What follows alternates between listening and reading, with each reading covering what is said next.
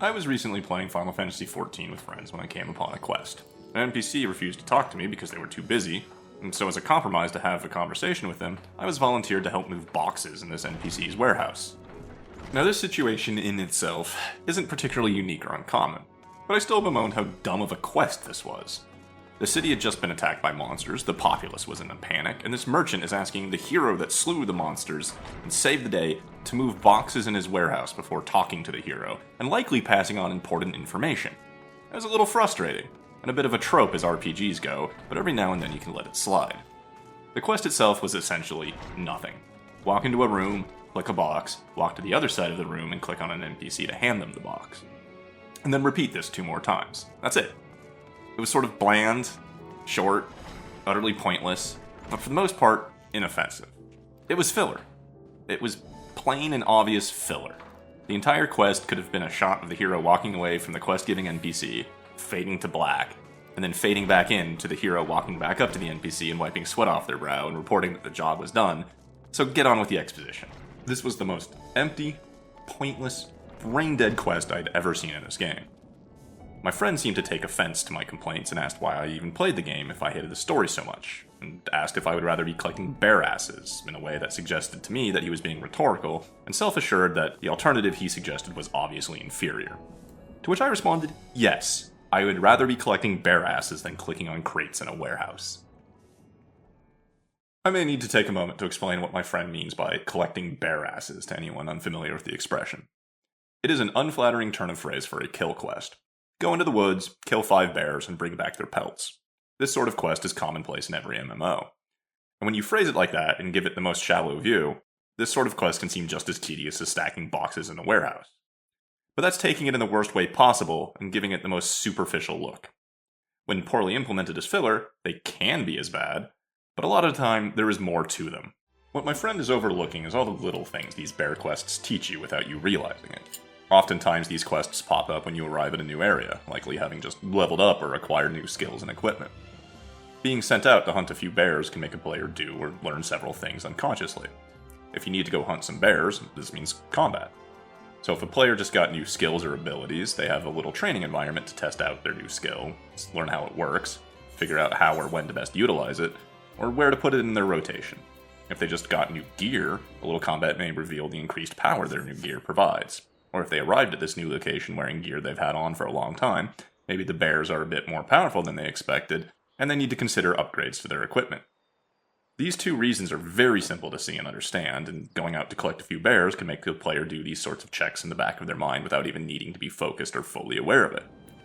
Sitting down in town and poring over your character sheet and analyzing every piece of equipment you have on, or working on a training dummy to figure out how to maximize your DPS, might be something expected of raiders or max-level players, but it isn't something everybody is going to do regularly. Or maybe at all if they're just a casual player going through the main story. Going out and whacking a few bears on their own may just give a player a little training and evaluation time, without them even realizing it. Secondly, and perhaps more importantly, being sent out to collect bear pelts means you have to go out and collect them.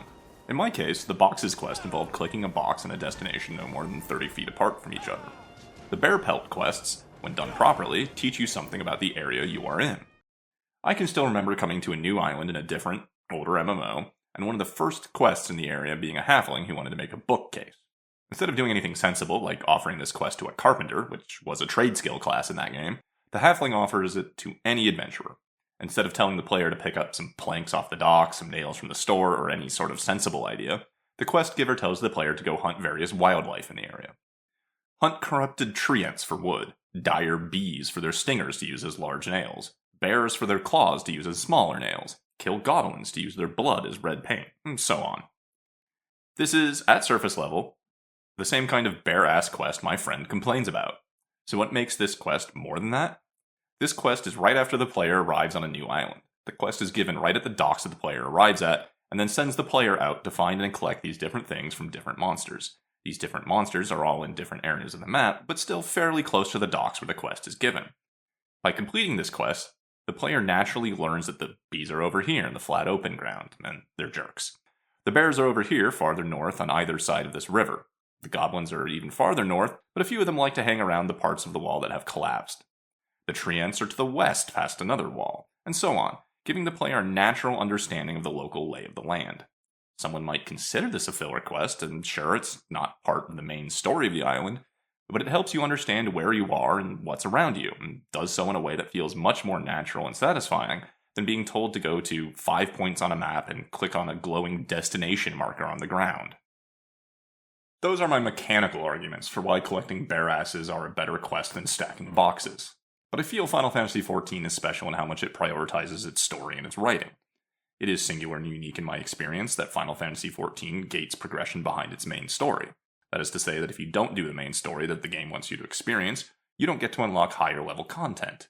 And there are pros and cons to this, which could be debated at length at another time in another video. But I feel it's important to point this out to add context to the box quest. This box quest was part of the main story. If I don't do this box quest, I don't get to progress.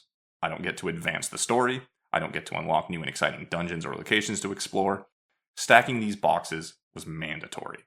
And that's where this quest rubs me the wrong way. Final Fantasy XIV is lauded for its story, its writing, and its characters. It has gorgeous cinematic cutscenes for all of its dramatic events. It has hours of voice acting in 4 different languages. The main story is obviously a point of pride and emphasis for the people making this game. The main story of the game is held up as something equally as grand as the gameplay itself, and that's why I'm critical of things like this box quest. Final Fantasy XIV's writing tells dramatic stories of gods and godslayers, ancient civilizations, of obsession, of revenge, of lust for power, love and loss, political intrigue, and sacrifices made both noble and terrible. Through the game, the player becomes a hero of legend. Across the story, the player will save the day multiple times, slay many terrifying and powerful monsters, spearhead war efforts, and prevent disaster and catastrophe time and time again. But once the cutscene ends, these deeds seem to be forgotten.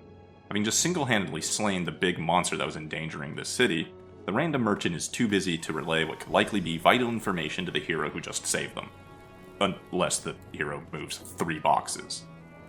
This would be like if in The Matrix, when after coming back to life, destroying an agent, and learning how to fly, no one cares enough about what Neo has done to take him to the Oracle until he mops the ship's deck, refuels the fuel tanks, and cooks everyone a bowl of that slimy goop they eat. That would be absurd.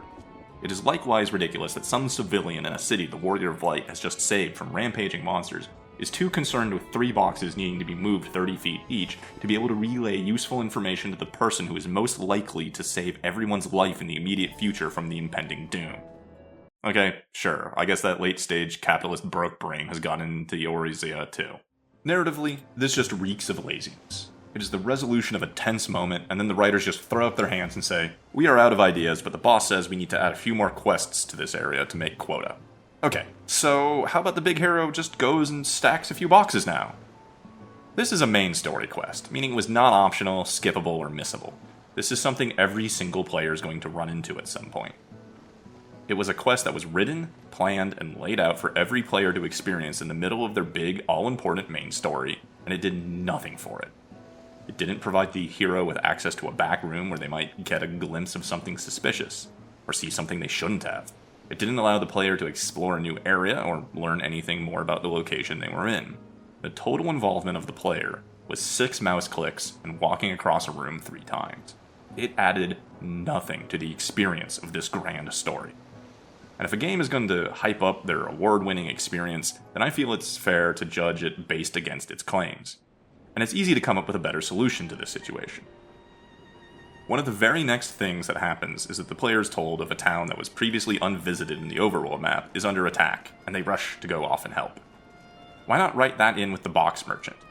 Say the box merchant had a caravan of people going to or arriving from this town when the monsters attacked, and he's worried about the lives of his friends or coworkers. And that he'll tell you what you need to know, but please, first, go make sure that the people he cares about are alive, or if they're in danger, please save them. That is far more engaging and reasonable an excuse to delay our conversation, and a much better task for your hero to perform than move 3 boxes. Not only is it narratively better, but it also organically pushes the player into areas of the map they had not yet explored, leading back to my previous point about bear pelt quests. I'm not a writer, but I can come up with a better solution to this in 2 minutes of thought, versus the entire writing and quest team of Square Enix? Come on. So when my friend asks why I hate the story of the game I'm playing, the answer is I don't hate it as a whole, but but there are very obvious weak moments and bland, lazy filler quests that could have been done much better with minimal effort. And hey, it's a big game. Probably a lot of demands on the staff's time, effort, and attention. I don't know what's going on behind the scenes, but I as a player, I can and have every right to point out a lowlight and say, this quest is garbage and even I could have done better. In conclusion, yes, I would rather be collecting bear acid.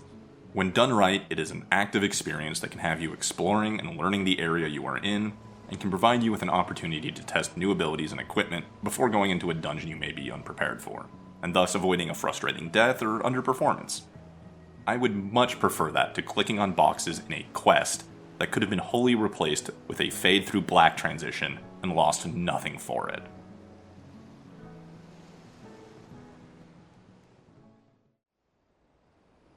Hey everyone, if you made it this far, thank you for watching. This is a new kind of video for me. Usually I do LPs, but I was inspired to do something of a short video essay.